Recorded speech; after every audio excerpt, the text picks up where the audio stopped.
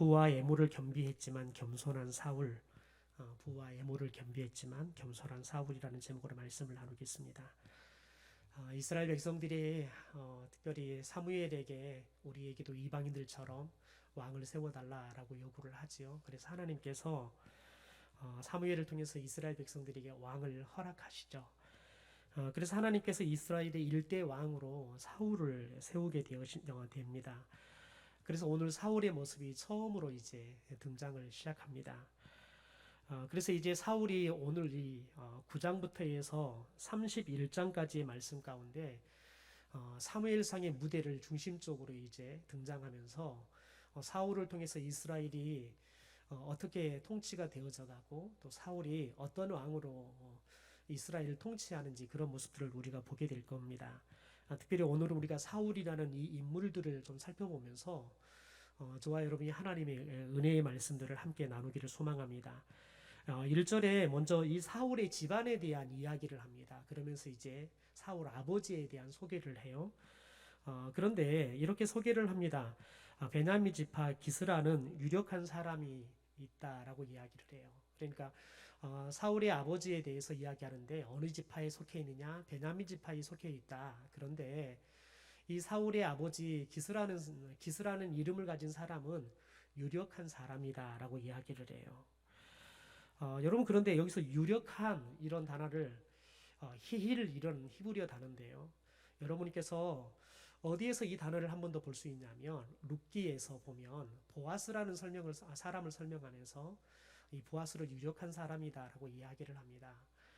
그런데 이 유력하다는 말이 히브리어로 따져보면 어떤 이야기가 있냐면 우리가 현대의 성경으로 좀 읽어보면 그 의미를 좀 볼 수 있는데 한번 같이 읽죠. 시작. 기스는 재산도 많고 존경도 받는 베냐민 지방의 유지였었는데 그러니까 재산이 많았다는 거, 부유했다는 겁니다. 부자였다. 그러면서도 사람들에게 존경도 받는 사람이었다. 그러니까 인격적으로도 참 좋은 사람이었고 더 나아가서는 힘도 있는 사람들이었다는 겁니다. 유력하다는 말이 이렇게 부나 힘, 심지어 또 용기 이런 말도 쓰고요. 전투에서 싸움을 잘하는 것도 유력하다라고 이야기를 해요. 그러니까 특별히 이 사울의 집안이 베냐민 지파, 실은 베냐민 지파는 가장 적은 사람들이 있는 가문이 가장 12개의 지파, 11개의 지파죠. 레위 지파를 빼버리면 레위 지파를 뺀 11개의 지파 중에서 가장 적은 사람들이 모여 사는 가장 작은 지파에 속합니다. 그럼에도 불구하고 이 사울의 아버지는 유력한 사람이었다는 겁니다. 부유하고 유력한. 그래서 좋은 가문에서 사울이 태어나고 성장을 했다는 것들을 우리가 알게 되어지죠.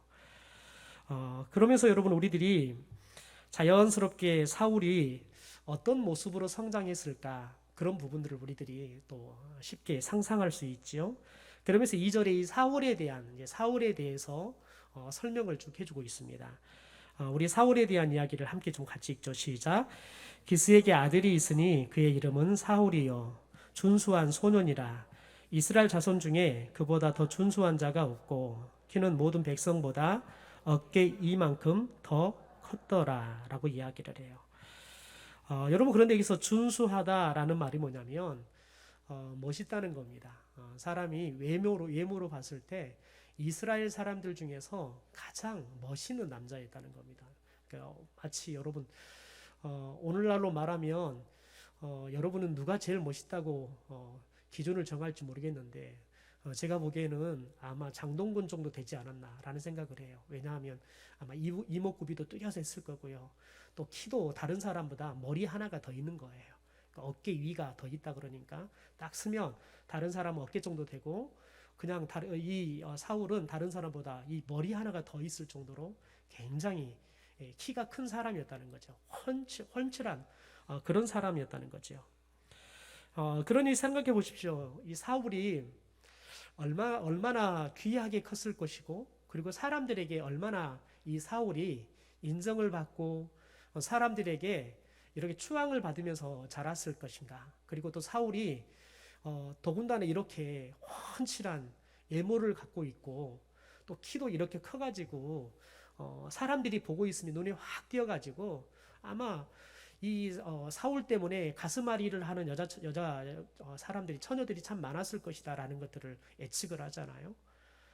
어, 여러분 그런데 사울이 이렇게 애모적으로나 집안적으로 봤을 때 탁월한 그런 집안과 애모를 가지고 있으니까 자연스럽게 우리들은 이런 집안에 자란 사람들이 특징이 뭐냐면 조금 아나무인 유아 독종 같은 그런 나 외에는 다른 사람의 소중함들을 모르고 존중할지도 모르고 그런 살아가는 사람들을 우리들이 충분히 예측할 수 있습니다. 여러분 그런데 사울은 이렇게 집안의 배경도 좋고 자신의 애모도 좋고 그래서 사람들에게 눈에 확 띄는 그래서 이스라엘 사람들이 오직하면 이스라엘 사람들 중에서 이 사울보다 더 준수한 사람이 없었다라고 평가를 할 정도로 그것도 성경에 이렇게 평가가 기록이 될 정도니까 아마 당대에 사울을 아는 사람에 대해서는 누구도 그렇게 성경에 기록을 해도 아니 무슨 근거로 그렇게 사울에 대해서 평가를 합니까? 라고 의의를 할 수 없어 제기를 못할 정도로 사울이 잘생겼을 것이다 라는 것을 예측할 수 있습니다. 여러분 그런데 그럼에도 불구하고 사울은 내면 또한 굉장히 훌륭한 사람이었다는 거예요. 첫째 보면 사울은 굉장히 겸손한 사람이었다는 겁니다. 우리 21절의 말씀을 오늘 읽지 않았지만 현대어 성경으로 함께 좀 같이 읽어보겠습니다. 사울이 겸손하게 대답하였다. 제가 어떻게 그러한 말씀을 들을 수가 있습니까? 저야말로 이스라엘의 모든 지파 가운데서 가장 작은 베냐민 지파의 사람이 아닙니까? 더구나 베냐민 지파에 속한 모든 집안 가운데서도 가장 보잘것없는 집안에 불과합니다. 그러니까 사울은 실은 성경에서도 특별히 베냐민 지파 속에서도 아주 유력한 기스의 집안의 아들이다. 그리고 얼굴도 굉장히 준수하고 키도 아주 크다라고 이렇게 평가를 해요. 이런 평가를 봤을 때 충분히 사울 스스로가 다른 사람들에게 이렇게 내가 잘났다 이렇게 이야기해도 아마 이 사무엘로부터 이 이야기를 들었을 때 역시 하나님이 사람 볼 줄 안다고 또 이스라엘 사람들이 사람 볼 줄 안다고 이렇게 이야기를 해도 무방합니다. 누구도 뭐 사울이 참 교만하네 이렇게 이야기를 할 사람이 별로 없습니다. 그럼에도 불구하고 사울이 뭐라고 말을 하냐면 우리는 이스라엘 지파 중에서 가장 보잘것없는 베냐민 지파에 속해 있습니다. 더군다나 우리 집안은 그 베냐민 지파 속에서도 가장 보잘것없는 집안에 불과합니다. 그런데 그런 보잘것없는 나를 이스라엘의 왕으로 부르시다니요. 말이 되지 않습니다. 하나님의 부르심에 대한 특별히 사무엘을 통해서 하나님의 부르심에 대한 이야기를 들었을 때 사울이 이렇게 겸손하게 자신을 낮춥니다. 그러면서 결코 저 같은 사람을 왕으로 세우는 것은 있을 수 없습니다. 어떻게 그렇게 좋은 사람들 더 나보다 훨씬 더 좋은 가문에서 저보다 훨씬 더 나은 사람들이 많은데 어떻게 저같이 보잘것없는 집안에서 이렇게 보잘것없는 사람을 저를 세웠다는 겁니까? 이건 제가 받아들일 수 없습니다. 이렇게 겸손하게 이야기했다는 겁니다. 그래서 21절에 사울이 겸손하게 대답했다라고 성경은 이렇게 기록을 하고 있는 거지요. 그러니까 성경도 하나님도 사울에 대해서 겸손한 사람이었다라는 것들을 인정할 수 있을 만큼 그렇게 사울이 내면이 굉장히 아름답고 훌륭한 사람이었다는 겁니다. 두 번째는 여러분 사울은 효자였다는 겁니다. 어느 날 이 아버지 기스의 암나기 떼가 집을 나가버립니다. 그리고 다시 돌아오지를 않습니다. 그러니까 아버지 기스가 사울과 그리고 특별히 하인 한 사람을 불러서 너희들이 지금 집을 나가서 돌아오지 않은 암나기 떼들을 좀 찾아와라 라고 보내요. 여러분 그런데 사울이 이 아버지의 심부름에 어떻게 반응한가 볼까요? 우리 4절의 말씀을 현대어 성경으로 같이 천천히 한번 읽어보죠. 시작. 사울은 즉시 종을 하나 데리고 북쪽의 에브라임 산지로 올라가 사방으로 두루 찾아보았으나 암나기들은 온데간데 없었다. 그래서 이번에는 북서쪽으로 살리사 지방과 사알림 지방을 온통 돌아다녔으나 헛수고였고 그 다음에는 베냐민 지방까지 다녔어도 나기 때는 흔적은 전혀 찾을 수가 없었다. 여러분 사울이 아버지가 나귀 떼들 좀 찾아와라 라고 심부름 보내니까요. 군말이 없습니다. 왜 저가 가야 합니까? 말이 없습니다. 아니 하인들 보내면 되죠. 왜 꼭 제가 가야겠습니까? 그런 말이 없습니다. 즉시 아버지의 말씀에 대해서 즉시 순종했대요.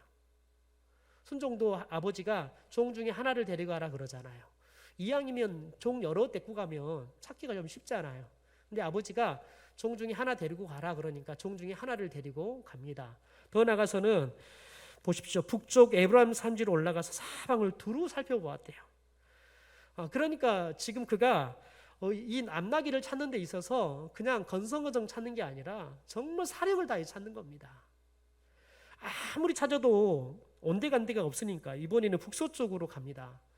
북서쪽으로 옮겨가지고 또 살리사 또 사할림 지방으로 온통 돌아다녔다.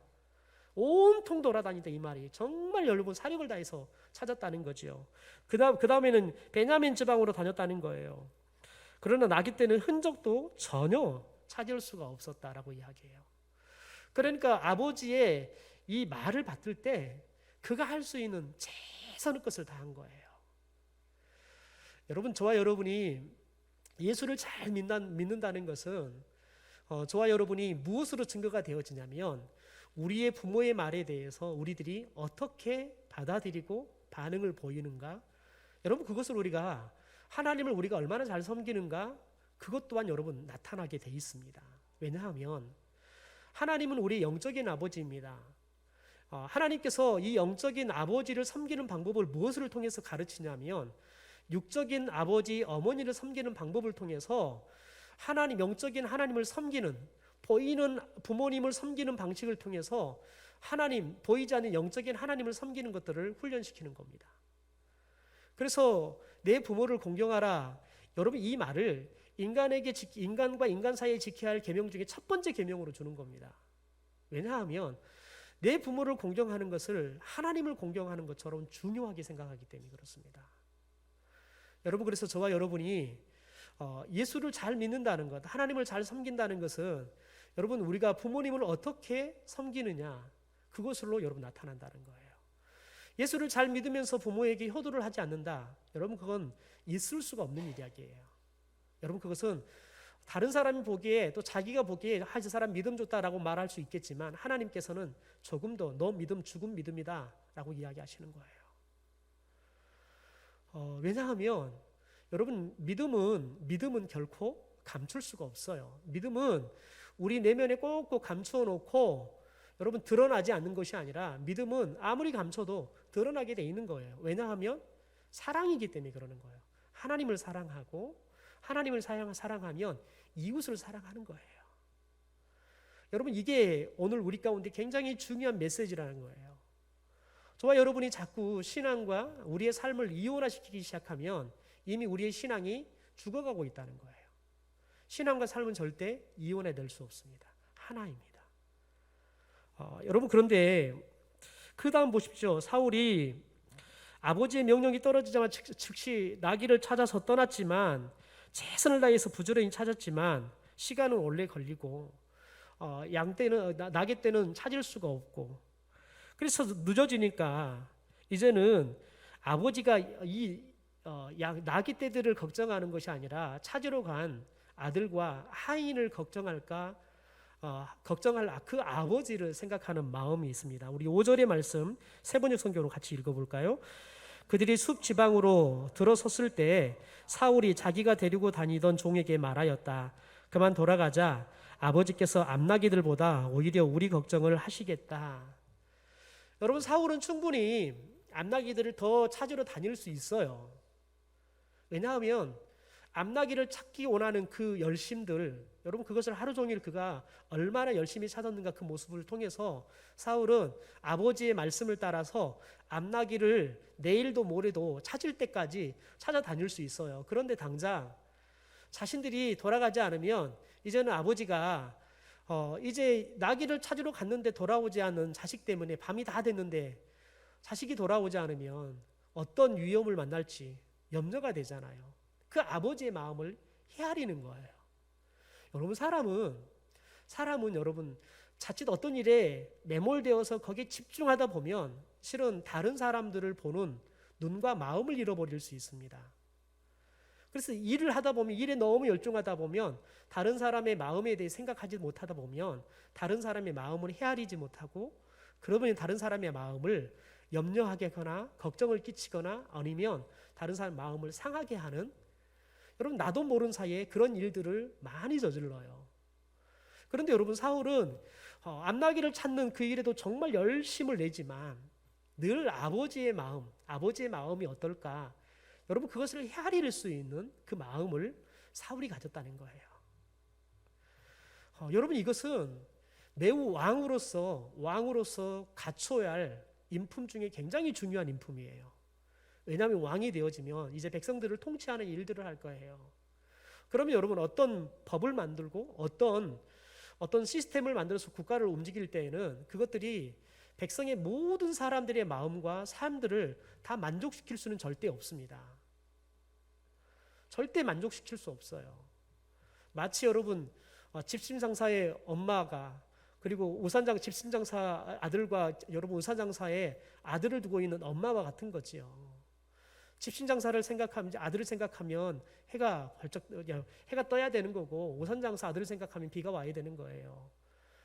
여러분 절대 왕으로서 또 지도자로서 어떤 리더십을 발휘하고 그 공동체를 끌고 갈 때에는 모든 사람들의 마음을 다 헤아리고 모든 사람들을 만족시킬 수가 절대 없는 거예요. 그러나 여러분 최소한 모두를 만족을 시키지 못하지만 그것 때문에 힘들어할 이 백성들의 마음을 헤아릴 수 있는 헤아는 있어야 한다는 거예요. 안목은 있어야 되고 마음은 있어야 돼요. 그래야지 등을 두드려 줄 수 있는 그런 왕이 되는 거예요. 모두의 여러분 만족을 채워줄 수는 없지만 만족하지 못할 때 그 백성들의 이 마음들을 여러분 만져줄 수 있는 왕이 되어야 한다는 거죠. 그래서 그런 측면에 있어서 아버지의 마음을 헤아릴 수 있는 그 효심을 가진 사울에게 있어서 하나님이 사울을 왜 하나님께서 이스라엘 일대 왕으로 세웠는가를 우리들이 알 수 있다는 겁니다. 세 번째는 사울은 하나님의 사람을 죽게 하듯이 섬긴 사람이었다는 겁니다. 여러분 나귀를 찾으러 갔던 하인이 이제 돌아가자 말하는 이 사울에게 선지자를 찾아가자라고 이야기를 해요. 선지자를 찾아가면 그가 나귀가 어디 있는지 우리에게 가르쳐 줄 수 있습니다. 그러니까 한번 찾아가면 좋겠습니다. 여러분 그럴 때 이 하인의 말에 동의를 하고 찾아갈 때 이 사울의 인성과 또 그의 태도가 잘 나타납니다. 우리 7절의 말씀을 세번역 성경으로 같이 읽겠습니다. 같이 읽죠. 사울이 종에게 말하였다. 그래 한번 가보자. 그런데 우리가 그분에게 무엇을 좀 가지고 가야겠는데 우리 주머니에는 빵 하나도 남아있지 않으니 하나님의 사람에게 들을 예물이 없구나. 우리에게 뭐 남아있는 것이 좀 있느냐. 여러분 이때 우리 성경에 보면 선견자라고 이야기를 하죠. 또 선지자라고 이야기를 하는데 여러분 선지자는 하나님이 세운 사람 아니겠습니까? 이 하나님이 세운 사람을 찾아갈 때 있어서 이 사람을 하나님께서 세운 사람이라는 이 권위를 인정하는 겁니다. 그래서 마치 뭐라고 말을 하냐면 오늘 말씀을 보면 이렇게 말을 해요. 하나님의 사람에게 들을 애물이 없다라고 이야기해요. 애물은 누구에게 드립니까? 하나님께 드리는 겁니다. 하나님의 사람을 마치 하나님을 대하듯이 이 하나님의 사람을 찾아갈 때 우리가 애물을 드리고 싶은데 드릴 애물이 없구나라는 생각을 한다는 거죠. 그만큼 하나님의 사람에 대해서 하나님이 세운 사람이라는 그 권위를 그가 인정하고 그래서 하나님을 섬기듯이 하나님의 사람을 섬기는 그런 좋은 성품의 사람이었다는 겁니다. 여러분 이 말이 왜 중요할까요? 골로새서 3장의 말씀을 우리 같이 한번 봐보도록 하지요. 같이 현대 성경입니다. 같이 읽겠습니다. 시작. 무슨 일을 하든지 사람에게 하듯 하지 말고 주님께 하듯 성실하게 하십시오. 여러분은 주님에게 하늘의 축복을 상으로 받게 될 것을 기억하십시오. 여러분은 주님이신 그리스도를 섬기는 사람들입니다. 여러분 이것을 역으로 돌아가면 우리는 그리스도를 섬기는 사람들이에요. 그런 사람들은 우리들이 주님께서 하늘의 축복을 상으로 우리 가운데 준다는 그 믿음이 있어야 한다는 거예요. 그런데 언제 우리에게 하늘의 축복을 상으로 줍니까? 우리가 어떤 사람을 대하든지 주님을 대하듯이 그 사람을 대하면 하나님께서 정작 우리에게 상을 준다는 거예요. 정작 우리가 어떤 도움의 손길을 베풀 때에는 사람에게 베푸는데, 여러분, 사람에게 베푸는데 다시 돌아오는 상급은 누가 우리에게 주신다는 거예요? 하나님께 주신다는 거예요. 그래서 예수님께서 산상수훈의 말씀을 주면서 황금률, 가장 중요하게 이야기하는 말씀이 뭐냐면, 너희들이 대접받고자 원하느냐? 그러면 어떻게 하라고요? 먼저 남을 대접하라는 거예요. 이게 예수님께서 우리에게 주신 산상수훈의 말씀 중에서 가장 중요한 노른자와 같은 말씀이에요. 이게 그리스도인의 가장 중요한 정신이라고요. 그래서 예수님이 여러분 우리를 향해서 그분이 먼저 찾아오셔서 우리를 대접하는 겁니다. 사랑으로 대접하고 그분의 목숨으로 우리를 대접하는 거지요. 그러니까 여러분, 우리들이 예수님을 어떻게 모셔요? 만왕의 왕으로 우리들이 예수님을 모시는 겁니다. 그러면서 여러분, 마태복음 10장의 말씀에 이런 이야기를 합니다. 같이 한번 읽죠.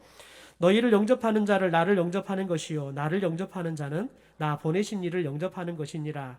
선지자의 이름으로 선지자를 영접하는 자는 선지자의 상을 받을 것이요 의인의 이름으로 의인을 영접하는 자는 의인의 상을 받을 것이다. 여러분, 하나님께서는 이 말씀을 그냥 우리에게 멋있게 말씀하시는 게 아니에요. 하나님께서는 반드시 우리가 누구를 대접하든지 하나님께서 그에게 줄 상급을 대접하는 우리에게 주신다는 거예요. 여러분, 우리가 이 정신이 있을 때만이 저와 여러분이 하나님의 사람들에 대해서 우리들이 대접하고 섬기는 삶을 살 수 있는 거예요. 우리 오직한 선교사님께서 오늘 다시 카톡을 보내오셨어요. 그런데 우리들이 지난 주일날 말씀을 나누면서 이 도둑들이 2단계, 3단계를 실행하지 못하도록 그들의 계획이 숲으로 돌아갈 수 있도록 우리가 기도한다고 했는데, 선교사님께서 열심히 이 도둑들이 들어온 날, 그래서 걔가 죽는 날, 그때부터 이 태양열 판넬이 움직이지는 않아요. 가동이 안 됐어요. 그래서 그걸 고치려고 애를 쓰셨어요. 그래서 100km가 넘는 거리 가서 또 부속도 사가지고 와가지고 갈기도 하고, 선교사님이 가지고 있는 그런 전기나 전산에 대한 모든 지식들을 총동원해 가지고는 고쳐보려고 애를 썼는데 고칠 수가 없었어요. 그래서 기술자를 데리고 와가지고는 그거 수리를 맡겼더니 기술자가 한참 살펴보더니 그러더라는 거예요. 도둑이 땅속에 묻어놓은 태양열 펌프를 돌려가 버렸다고. 그래, 그때 태양열 판넬을 돌러 온 게 아니라 펌프를 돌러가 본 거예요. 근데 땅속에 있으니까 그게 눈에 안 보이니까 몰랐던 거예요. 그런데 그게 한 대에 300만 원이 넘는데요. 그러니까 판넬보다 훨씬 더 비싸서 그게 훨씬 더 경제적인 이익이 커서 그것을 돌아갔을 것이다. 여러분, 선교사님이 1년 동안 비어있는 동안에 선교센터는 도둑이 한 번도 들어오지 않았대요. 그래서 함께 15년 동안 사역했던 그런 평신도 사역자가 왜 선교사님이 계시지 않는 1년 동안 도둑이 오지 않다가 왜 선교사님이 오시니까 도둑이 왔을까요? 이 질문을 하더래요. 그래서 선교사님께서 그때부터 왜 왔을까? 하나님 앞에서 기도하기 시작했대요. 도대체 왜 왔을까요? 도대체 왜 와서 돌아갔을까요? 선교사님이 나가기 우리 교회에 마지막 와서 선교 보고가 말씀을 전해주러 오실 그때까지 선교사님 파송인 교회도 한 번도 가보지도 못했어요. 선교사님들이 들어오셔서 대부분의 선교사님들이 파송한 교회도 못 가요. 왜냐하면 코로나 때문에 감히 간다는 말을 또 못하고, 또 교회들도 목회자들도 외부의 사람들을 오라는 말도 쉽게 할 수가 없는 거죠. 그래서 파송한 교회들이 3개 교회가 협력으로 파송했지만 한 교회도 가지 못하고 이제 출국을 해야 될 상황인데 저희 교회가 와서 보고하고 가라고 해서 왔어요. 그런데 저희 교회를 왔다가 돌아가야 되는데 청주에 있는 충북대학교 교수님께서 올라가기 전에 청주를 좀 들렸다가 저를 만나고 좀 가시지요. 선교사님을 좀 후원할 사람들을 좀 같이 만나면 좋겠습니다. 그분은 원래 그 청주 상당교회 안수집사인데 충북대학교 건축학교 교수였어요. 그런데 그분이 상당교회에서 파송한 치과 의사 선교사를 교회에서 담임 목사님과 선교팀들이 그 선교사를 방문하는 데 있어서 아마 작년에 코로나가 전에 본인은 도저히 시간이 안 됐는데 갈 수밖에 없는 상황이 돼서 갔나 봐요. 그런데 본인 교회에서 파송한 선교사를 보긴 봤는데 그 선교사는 말라이 수도에 살고 그런데 우연찮게 아마 우리 오직한 선교사님이 사는 곳을 방문하게 됐던 것 같아요. 그런데 선교사님이 수도에서 한참 떨어져 있는 그런 오지아 같은 시골 마을에서 현지인들과 똑같이 집을 짓고 살아가는 그 모습을 보고 너무 안타깝게 마음이 든 거예요. 그래서 돌아와서 마음이 계속 선교사님에게 들어서 선교사님에 대한 마음이 있어서 그래서 이분이 특별히 평생교육과 같이 이렇게 가서 와서 훈련을 받는 사람들에게 특히 사업하는 사람들이 많이 오는데 그런 사람들에게 그런 이야기를 하면서 당신들이 좀 후원을 해달라 그렇게 해서 그런 사람들이 한 사람 5만 원 아니면 10만 원 이렇게 매달마다 이 살리마 기독 초등학교나 중학교 아이들에게 후원하는 일들을 하게 된 거지요. 그런데 이분이 학생들이 졸업하고 나면 이제 후원하는 걸 끊는 거예요. 교수님이 좀 말을 하니까 마지못해서 했다가 끊어지는 거예요. 더군다나 코로나가 되니까 더 많이 끊어진 거예요. 그래서 이분이 돌아와서 선교사님을 도울 수 있는 방법이 뭘까 그런 고민을 하다가 교회 안에 있는 좀 경제적으로 여유로운 그런 사람들과 이야기를 나눴더니 몇 사람이 우리 선교사님을 좀 같이 도웁시다 마음이 모아졌다는 거예요. 그래서 선교사님을 좀 초청을 해서 같이 선교에 대한 이야기들을 좀 나눠주시면 그러면 훨씬 저희들이 마음을 모으는데 좋을 것 같습니다. 그래서 청주에 월요일 날 오후에 넘어가서 저녁에 그분들과 식사를 나누고 갔는데 이제 다시 서울로 올라가야 되는데 이분이 선교사님 그러지 말고 저희 집으로 잠깐 가시죠. 그러더니 갔는데 그 집에서 삼성 탭을 30대를 구입할 수 있는 돈을 주시더라는 거예요. 선교사님 이거 가지고 가셔서 선교지 좀 쓰시죠. 그렇게 해서 이 삼성의 갤럭시 탭을 30대를 사가지고 들어가게 된 겁니다. 더군다나 살 시간이 없는데 비행기가 또 한 주 미뤄지게 됐어요. 비행기가 안 뜨고 한 주 미뤄지게 돼서 그것을 구입해가지고 가지고 들어갔어요. 그런데 들어가기 일주일이 미뤄지고 그러면서 2주 동안 하나님께서 놀랍게 기름을 부으셨어요. 여러분 그런데 특별히 제가 여러분과 기도를 하면서 우리 선교사님들이 다시 선교지로 나아갈 때 우리 선교사님들이 후원자들과 더 나아가 후원을 하는 교회들이 더 많은 교회들, 더 많은 후원자들과 함께 선교지로 돌아갈 수 있도록 도와주십시오. 우리가 좀 그렇게 기도합시다 했어요.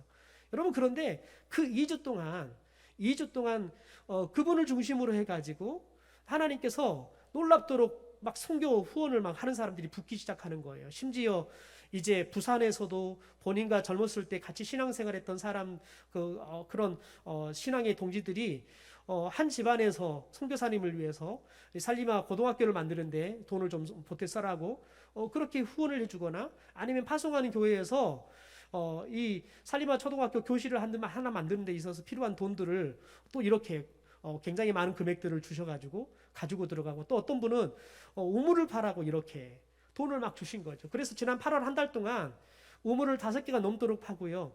또 이제 살리마 고등학교 이것을 건축하기 위해서 땅을 이제 더 두고 이런 일들을 하는데 현지인들을 10명을 불러다가 썼더래요. 그런데 아무리 선교사님이 생각하는데 그 현지인들이 와서 일을 하면서 어디에 뭐가 있는지를 알고 아마 그들이 돌아갔을 것이다 예측을 해요. 그러면서 선교사님이 뭐라고 말하냐면 하나님의 역사가 시작이 되니까 사탄의 방해의 역사도 시작이 된다고. 오히려 그래서 그 일을 통해서 하나님의 일은 반드시 사탄의 역사도 따르는데 사탄의 역사가 크면 클수록 하나님께서 큰 일들을 행하고 있다는 증거라는 거예요. 그래서 선교사님이 낙담이 되죠.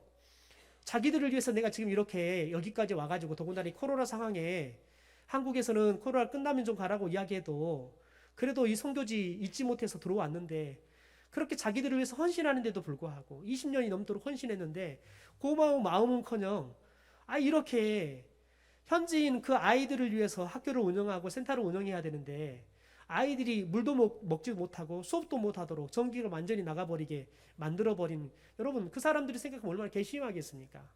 근데 그런 마음들이 들지 않는 거예요. 하나님께서 역사하는 곳에는 사탄의 역사도 있다는 거예요. 그러니까 영적으로 훨씬 더 강력하게 무장하고 더 기도하게 되는 거고요.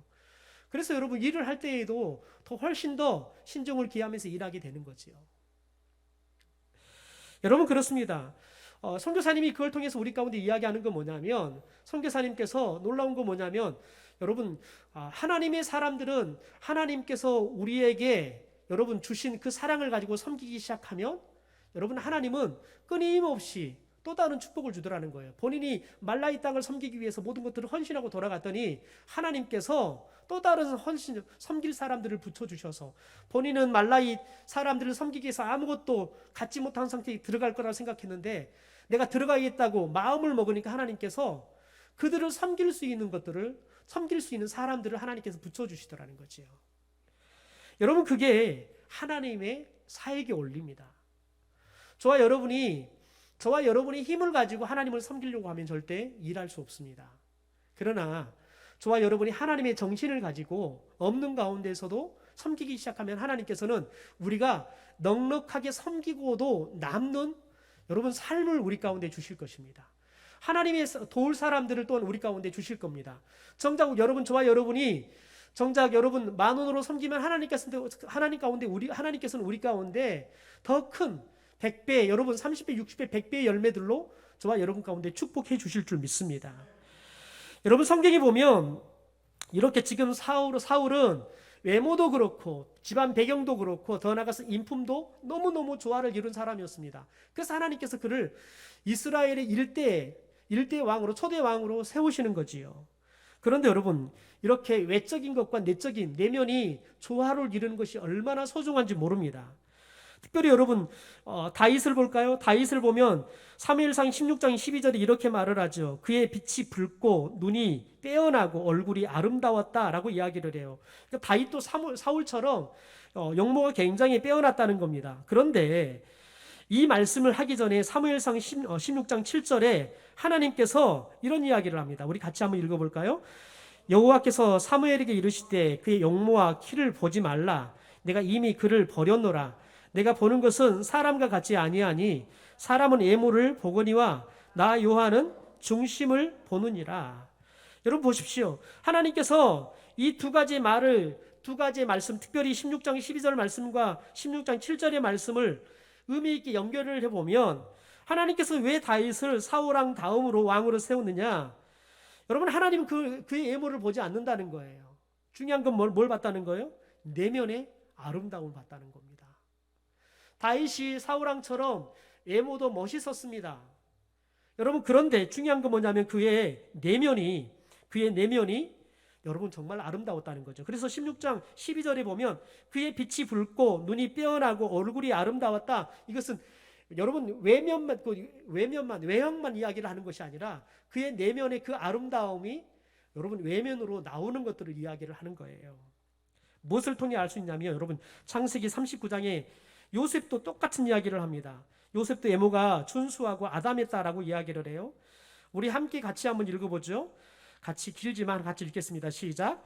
그 주인은 주께서 요셉과 함께 계시며 요셉이 하는 일마다 잘 되도록 주께서 돌보신다는 것을 알았다.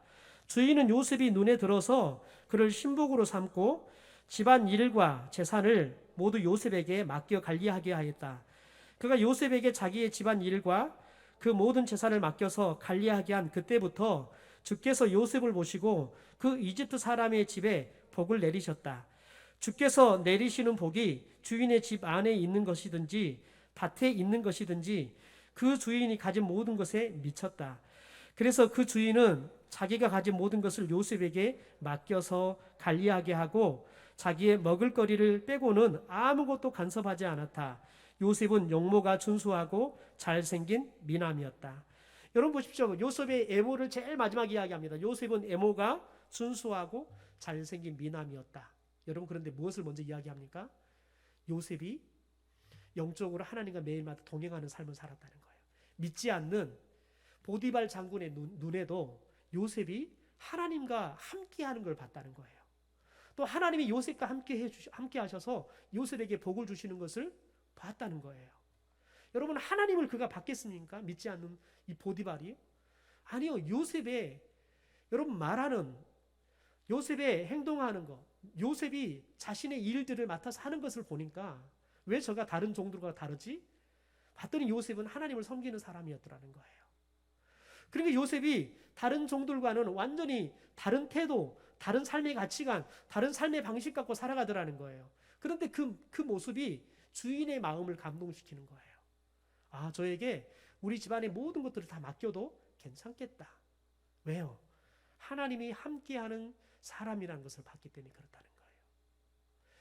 여러분, 저와 여러분이 이 시대는 외모를 굉장히 중요하는 시대이죠.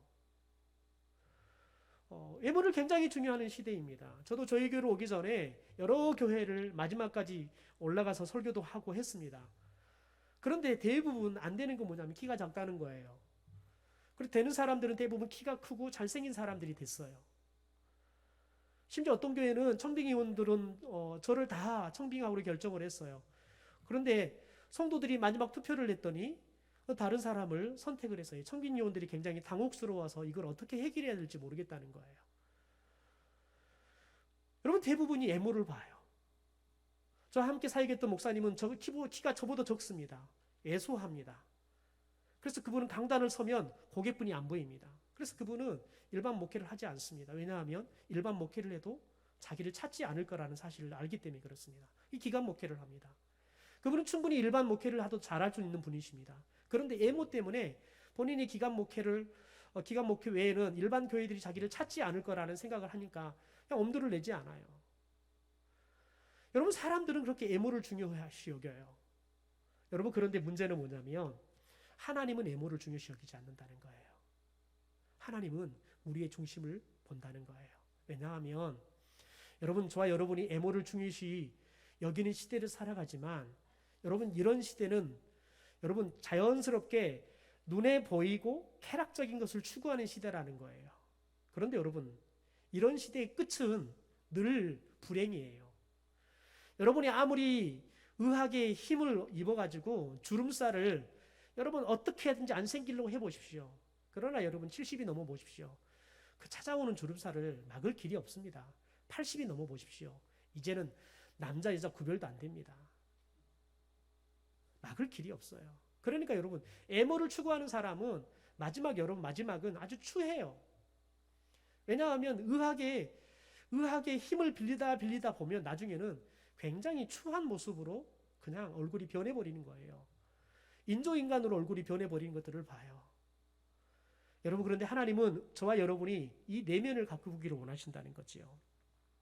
우리 사무엘 14장의 말씀을 좀 볼까요? 같이 한번 읽죠. 시작. 온 이스라엘이 압살롬처럼 머리끝에서 발끝까지 흠 잡을 데가 하나도 없는 미남은 없다고 칭찬이 자자하였다. 그는 머리숱이 많아 무거워지면 해마다 연말에 한 번씩 머리를 깎았는데 그 머리를 깎고 나서 그 머리카락을 달아보면 왕궁 저울로 200세겔이나 되었다. 여러분, 특별히 압살롬에 대한 이야기를 해요. 압살롬 보니까 머리끝부터 발끝까지 흠 잡을 데가 없을 정도로 미남이었대요. 사람들이 아유, 압살롬 잘생겼다 이렇게 칭찬이 자자했대요. 여러분, 그런데 에머는 참 좋은 사람이었어요. 그런데 문제는 뭐냐면 이 압살롬의 마음 안에 형제에 대한 살육하고 하죠.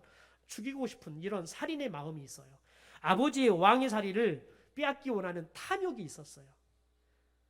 그러니까 외모는 참 좋았지만 그의 내면이 잘못 가꾸어지니까요. 이 내면 때문에 결국은 그가 파멸하고 말아요. 더 나아가 그의 동생 아도니아도 보십시오. 열왕기상 1장에 보면 이 아도니아도 몸이 힘이 준수했다라고 이야기를 해요. 그런데 그가 아버지의 왕위를 노려요. 그러니까 여러분 생각해 보십시오. 사울처럼 아버지를 존경하고 섬기는 효심이 있어야 되는데 아도니아도 여러분 그가 외모는 참 탁월했는데 아버지에 대한 그런 효심은커녕 아버지의 그 안권을 노리는 여러분 그런 탐욕이 가득했던 사람이었다는 거죠. 결국은 여러분 이 또한 비참하게 삶을 마무리하게 되어지는 겁니다. 여러분, 베드로 사도가 여인들의 아름다움이 뭐냐 이렇게 설명을 하는데요. 우리 베드로전서 3장 3절과 4절의 말씀 우리 현대어 성경으로 같이 읽겠습니다. 보석이나 화려한 옷이나 머리 단장 등으로 외모를 아름답게 보이려고 열중하지 마십시오. 오히려 온유하고 조용한 마음의 소유자가 되어 언제까지나 퇴색하지 않는 매력으로 내면을 아름답게 장식하십시오. 이것이야말로 하나님께서 보시기에 가장 값진 것입니다. 여러분, 많은 사람들이 보석과 화려한 옷, 머리를 단장하면서 예모를 아름답게 꾸미려고 하지요. 여기에다 많은 돈, 시간들을 투자하잖아요. 그런데 하나님께서는 그렇게 말합니다. 오히려 온유하고 조용한 마음의 소유자가 되라는 거예요. 저와 여러분의 마음을 예수 그리스도를 닮아가는 온유한 마음이 되게 하라는 거예요.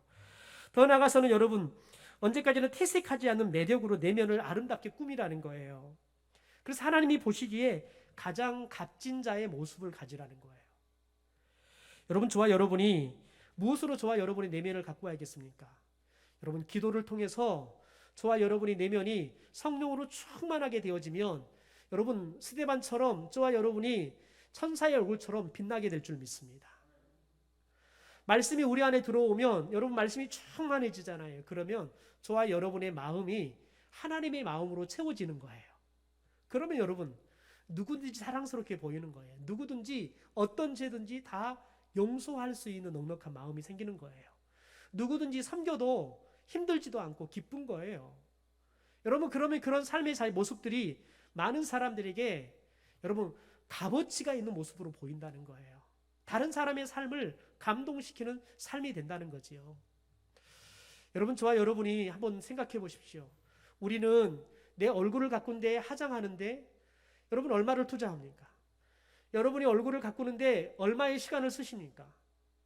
그런데 여러분, 여러분의 내면, 여러분의 영혼을 가꾸는데 여러분은 얼마나 시간을 쓰고 있고 무엇을 하고 있습니까? 여러분, 하나님은 이 시대에 외모가 출중한 사람이 아니라 내면이 하나님 앞에서 여러분 더욱더 아름답고 그리고 하나님을 닮아가는 충실한 여러분 성령의 충만함이 있는 사람들을 들어 쓰실 줄 믿습니다. 그러므로 저와 여러분이 외모가 아니라 내면이 하나님 앞에서 아름답게 가꾸어짐으로 말미암아 하나님이 보시기에 가장 값진 자의 인생을 살 수 있게 되기를 주님의 이름으로 축원합니다.